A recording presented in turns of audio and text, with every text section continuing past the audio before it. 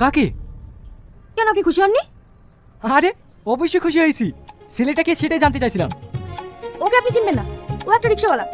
হ্যাঁ, যেটার জন্য আপনাকে রেখেছিলাম। আপনি তো বলেছিলেন আমার বিয়ের পর আমার বাবার যে সম্পত্তি আছে সব আমার নামে ট্রান্সফার হয়ে যাবে।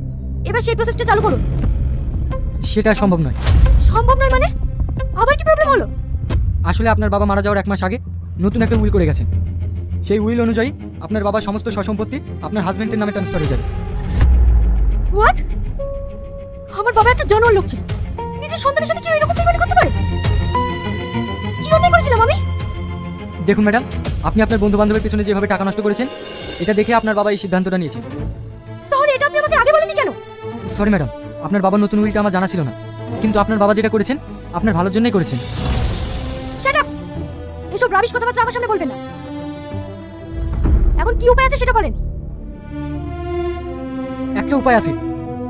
আপনার স্বামী যদি আপনাকে স্বইচ্ছায় ডিভোর্স দিয়ে দেয়, তাহলে সমস্ত সম্পত্তি আপনার নামে ট্রান্সফার হয়ে যাবে। এবার খেলাটা একটু অন্যরকম ভাবেই খেলতে হবে। ঠিক আছে, আপনি এখন আসতে পারেন।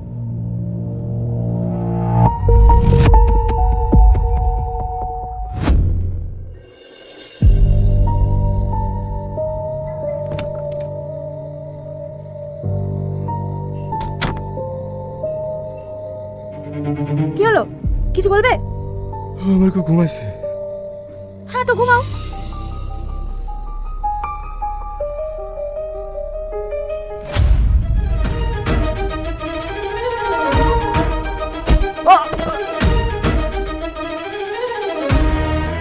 How dare you! তোমার সাহস কি করে হয় আমার বেডে শোয়?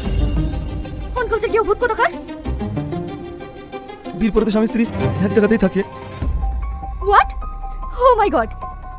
Listen, you are just like a tissue paper. আমরা কেবল খাতা কলমে স্বামী স্ত্রী। আমি তোকে কোনোদিন স্বামী হিসেবে মানবো না।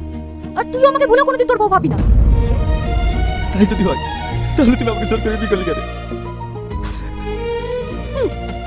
তোর মতো সামান্য একটা রিকশাওয়ালাকে সব প্রশ্নের উত্তর দিতে হবে? Get lost!